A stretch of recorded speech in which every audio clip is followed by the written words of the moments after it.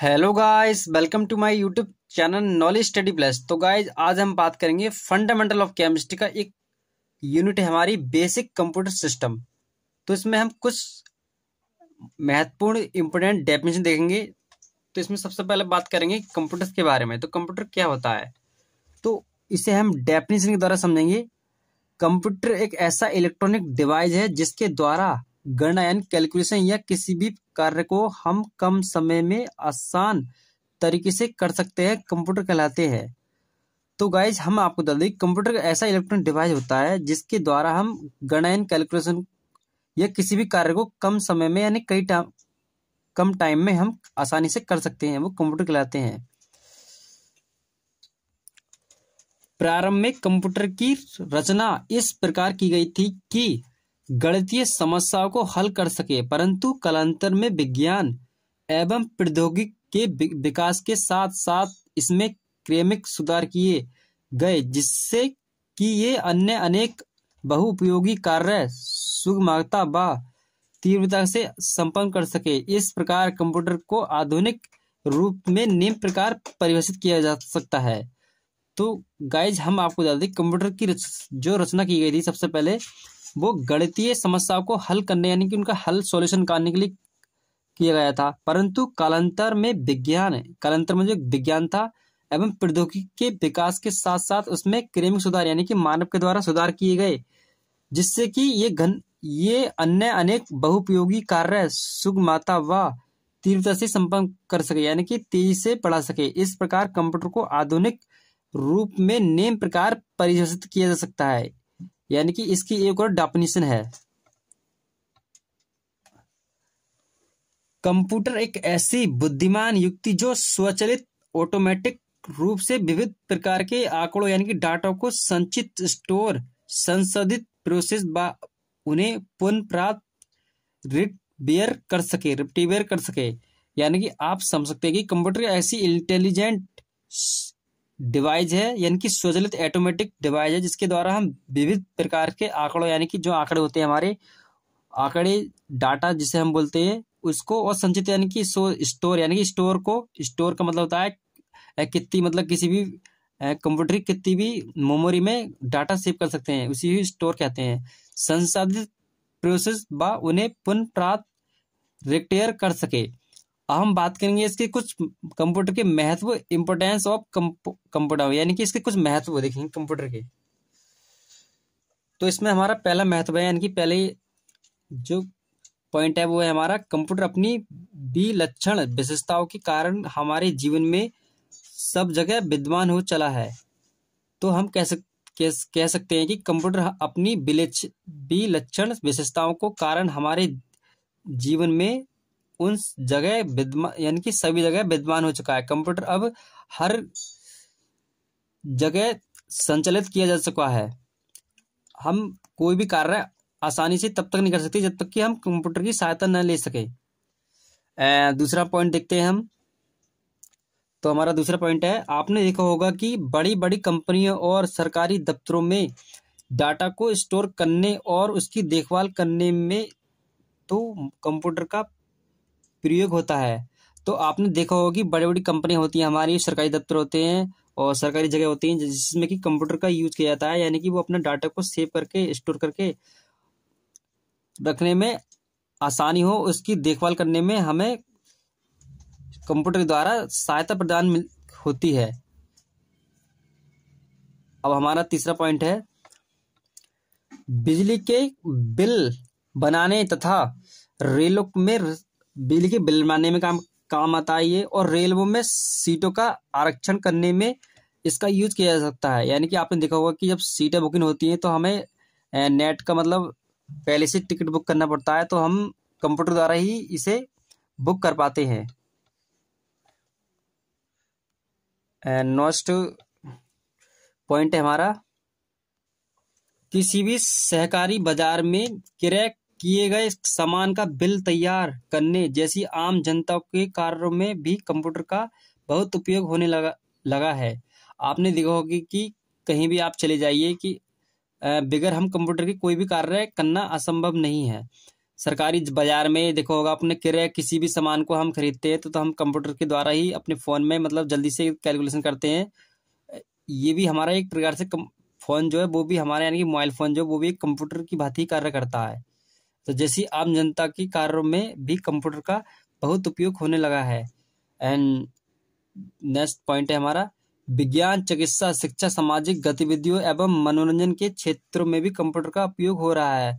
आपने देखा होगा विज्ञान, साइंस और चिकित्सा यानी कि जो हमारे हॉस्पिटल होते हैं उनमें भी हमारा कंप्यूटर का यूज करता है। शिक्षा यानी कि एजुकेशन, सामाजिक सोशल साइंस यानी कि गतिविधियों एवं मनोरंजन जो हमारे म्यूजिक सिस्टम होता है उसमें भी कंप्यूटर का यूज होता है। क्षेत्र यानी आदि फील्ड में भी कंप्यूटर का उपयोग हो रहा है। अब हम कंप्यूटर के कुछ गुण देखेंगे यानी कि कंप्यूटर के गुण यानी कि मेरिट ऑफ कंप्यूटर्स। तो हमारा पहला गुण जो है वो है तीव्र गति यानी कि हाई स्पीड। तो कंप्यूटर में दिए गए किसी भी कार्य तथा कैलकुलेशन को फास्ट स्पीड से संपन्न करता है। यानी कंप्यूटर जो हमारी किसी भी दिए गए कार्य यानी कि किसी भी दिए गए निर्देश को, किसी भी कार्य को, वर्क को, कैलकुलेशन को फास्ट यानी कि हम किसी भी जब कंप्यूटर द्वारा किसी भी कार्य को करते हैं तो फास्ट गति से उसका मतलब हमें आंसर देता है। जैसे कि हम कोई भी कैलकुलेशन करते हैं, टाइप करते हैं, जोड़ या मल्टीप्लिकेशन, तो वो एकदम आपने देखा होगा कि जब आप करते हैं तो उसका आंसर एकदम आपको पता चलता है। तो उसी को हम हाई स्पीड यानी तीव्र गति कहते हैं।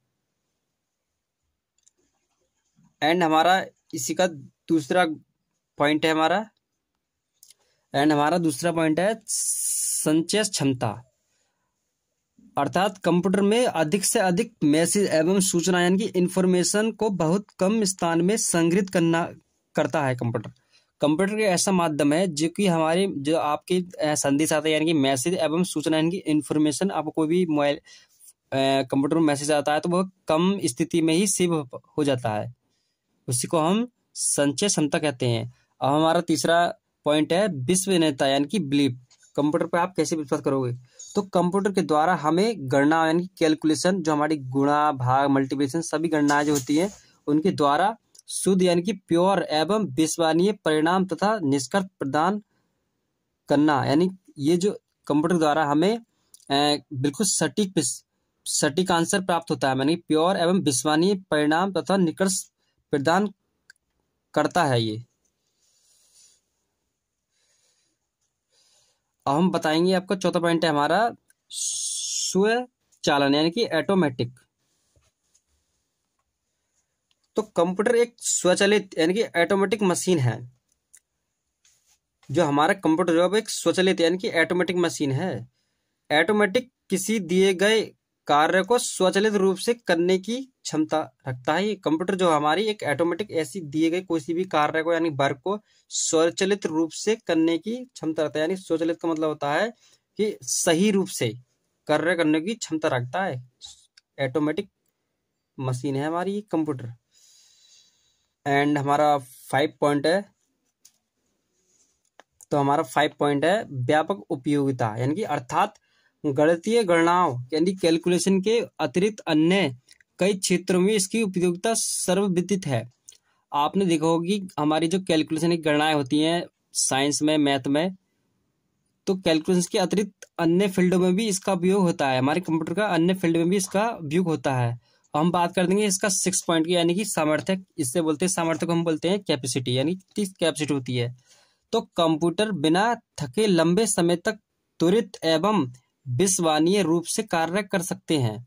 तो जो हमारे कंप्यूटर होते हैं वो बिना थके लंबे समय तक किसी भी काम को आसानी से कार्य करने में सक्षम होते हैं, यानी कि विश्वास रूप से यानी कि बिलीफ रूप से कार्य कर सकते हैं। अब हम देखेंगे कुछ कंप्यूटर के अवगुण अथवा सीमा यानी कि डायमेरिट ऑफ लिमिटेशन ऑफ कंप्यूटर्स। तो हमारा पहला जो पॉइंट है वो है निर्णय लेने की क्षमता का अभाव। यानी कि हमारा कंप्यूटर देता है किस तरह से निर्णय लेता है। तो कंप्यूटर स्वयं कोई निर्णय नहीं ले सकता, यानी कि कंप्यूटर देता है हमारा कोई भी स्वयं निर्णय ले सकता। यद्यपि आप ऐसे कंप्यूटर का फॉर्मेशन किया जा रहा है जो कृत्रिम वृद्धि में युक्त है, यानी कि जो मानव के द्वारा युक्त है तथा जिसमें कुछ हद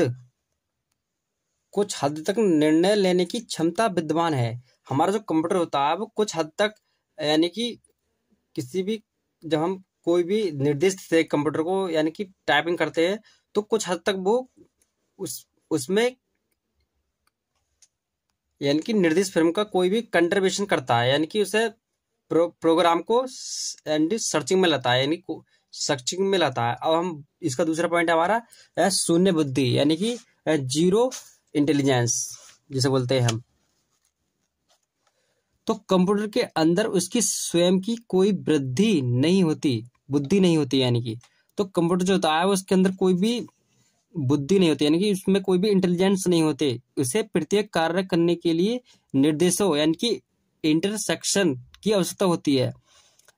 तो हम आपको बता दें कंप्यूटर के अंदर कोई भी यानी कि इंटेलिजेंस नहीं होती है जब उसे हम प्रत्येक कार्य को करने के लिए निर्देश यानी कि इंटरसेक्शन की आवश्यकता होती है। इंटरसेक्शन मतलब निर्देश। जब हम कंप्यूटर को निर्देश देते हैं यानी कि उसे चालू करते हैं या मतलब टाइपिंग करते हैं, सर्च करते हैं, तो उससे ही हम निर्देश यानी कि इंटरसेक्शन कहते हैं। तो उसकी आवश्यकता होती है। ऐसे निर्देश यानी कि इंटरसेक्शन कंप्यूटर संचालक उसे प्रदान करता है, यानी कि ऐसे निर्देश इंटरसेक्शन कंप्यूटर संचालक यानी कि जो कंडक्टर होता है चलाने वाला उसे ही प्रदान करता है।